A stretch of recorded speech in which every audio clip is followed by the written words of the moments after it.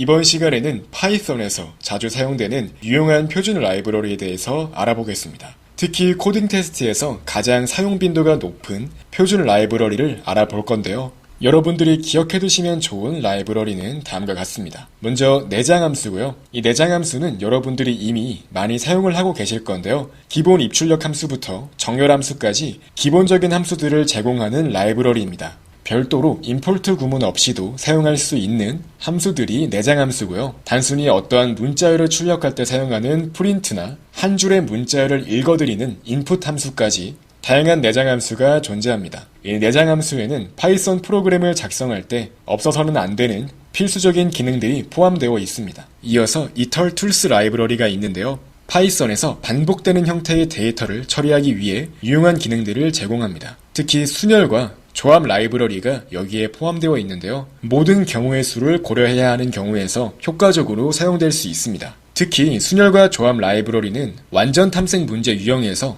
소스 코드를 매우 간결하게 작성할 수 있도록 도와주는 경우가 많습니다. 이어서 힙 라이브러리가 있는데요. 이는 힙 자료 구조를 제공하는 라이브러리입니다. 일반적으로 우선순위 q 기능을 구현하기 위해 사용되는데요. 대표적으로 다익스트라와 같은 최단 경로 알고리즘에서 많이 활용됩니다. 그리고 바이섹트 라이브러리가 존재하는데요. 이는 이진 탐색 기능을 제공합니다. 기본적인 형태의 이진 탐색 기능이 필요할 때 이 바이섹트 라이브러리를 효과적으로 사용할 수 있습니다. 이어서 대기나 카운터와 같은 유용한 자료 구조를 포함하고 있는 콜렉션 라이브러리와 다양한 수학적 기능을 제공하는 매스 라이브러리가 존재합니다. 이 중에서 힙 라이브러리와 바이섹트 라이브러리에 대해서는 각각 해당 라이브러리가 효과적으로 사용될 수 있는 강의 파트에서 다루도록 하고, 지금은 내장함수와 이터툴스 라이브러리 그리고 콜렉션스, 매스 라이브러리에 대해서 확인해 보겠습니다. 먼저 자주 사용되는 내장함수에는 다음과 같은 것들이 있는데요. sum 함수는 다수의 데이터를 포함하는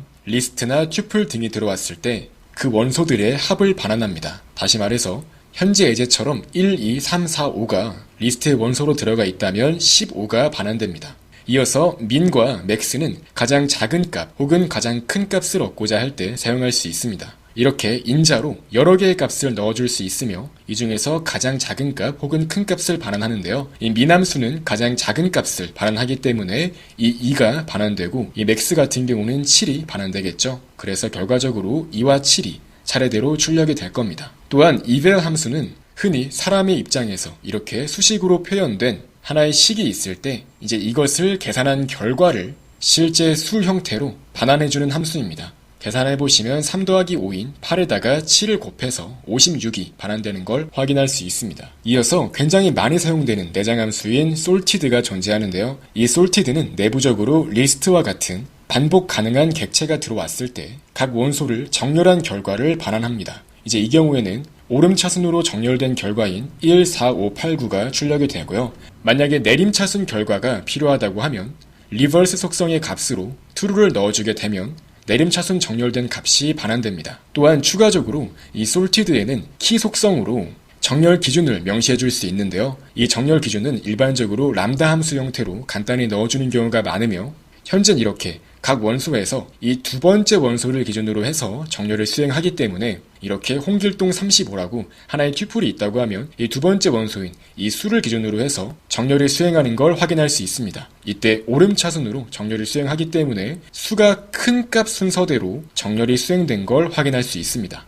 이어서 순열과 조합을 구하는 방법에 대해서도 알아보겠습니다. 자, 모든 경우의 수를 고려해야 할 때 어떤 라이브러리를 효과적으로 사용할 수 있을까요? 아까 말씀드렸듯이 이털툴스 라이브러리를 사용할 수 있는데요. 먼저 순열이란 서로 다른 n개에서 서로 다른 얼개를 선택해서 일렬로 나열하는 것을 의미합니다. 예를 들어서 3개를 선택해 나열하는 경우에는 ABC, ACB, BAC, BCA, CAB, CBA가 있습니다. 이처럼 순열은 순서를 고려하기 때문에 CAB와 CBA가 서로 다른 겁니다. 반면에 조합은 서로 다른 n개에서 순서에 상관없이 서로 다른 얼개를 선택하는 것을 의미합니다. 이렇게 ABC에서 순서를 고려하지 않고 2개를 뽑는다고 하면 AB, AC, BC가 됩니다. 이때 순열의 수 공식은 흔히 NPR이라고 하고요. 이 조합의 수 공식은 NCR이라고 합니다. 이때 P는 순열을 의미하는 permutation의 약자고요. 이 C는 조합을 의미하는 combination의 약자입니다. 그래서 각각 순열의 수와 조합의 수를 구하는 공식은 다음과 같습니다. 이제 흔히 이 공식을 이용해서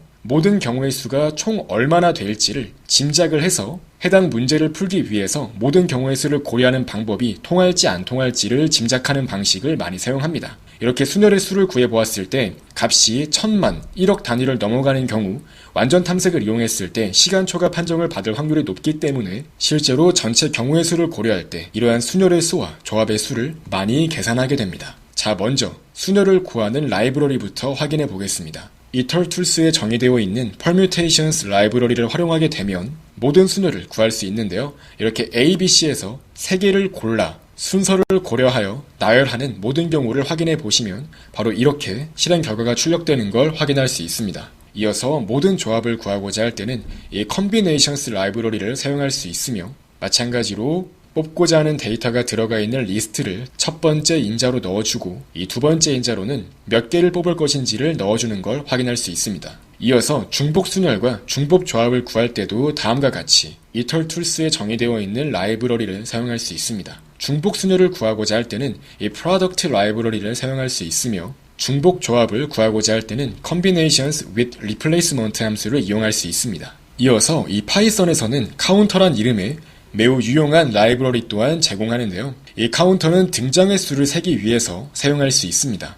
흔히 파이썬으로 워드 클라우드와 같은 프로그램을 만들 때 굉장히 많이 사용되는 라이브러리 중 하나인데요. 각 원소가 몇 번씩 등장했는지를 세고자 할 때 효과적으로 사용할 수 있습니다. 그래서 리스트와 같은 반복 가능한 객체가 주어졌을 때 내부의 원소가 몇 번씩 등장했는지를 체크할 수 있고요. 자, 이렇게 레드, 블루, 레드, 그린, 블루, 블루라고 6개의 원소를 가지고 있는 리스트에 대해서 이 카운터 객체를 만들어 주시게 되면 각각의 원소가 몇 번씩 등장했는지를 확인할 수 있습니다. 자, 이렇게 출력 결과를 확인해 보시면 레드가 2번, 블루가 3번, 그린이 1번 등장했다는 것을 매우 간단히 확인할 수 있습니다.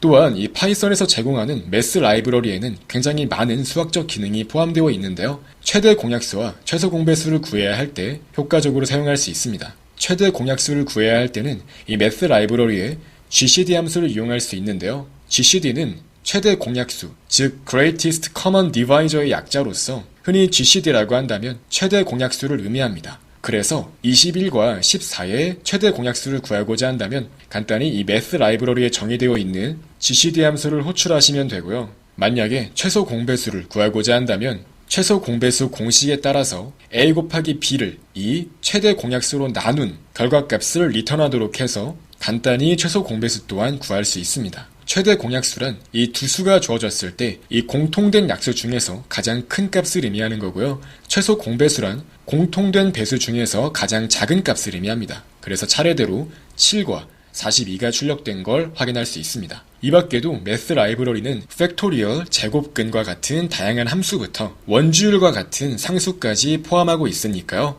여러분들이 수학적 기능이 필요할 때마다 요긴하게 호출해서 사용하실 수 있습니다. 이상으로 이번 시간에는 파이썬에서 코딩 테스트를 위해 유용하게 활용할 수 있는 표준 라이브러리에 대해서 알아보는 시간을 가져보았습니다.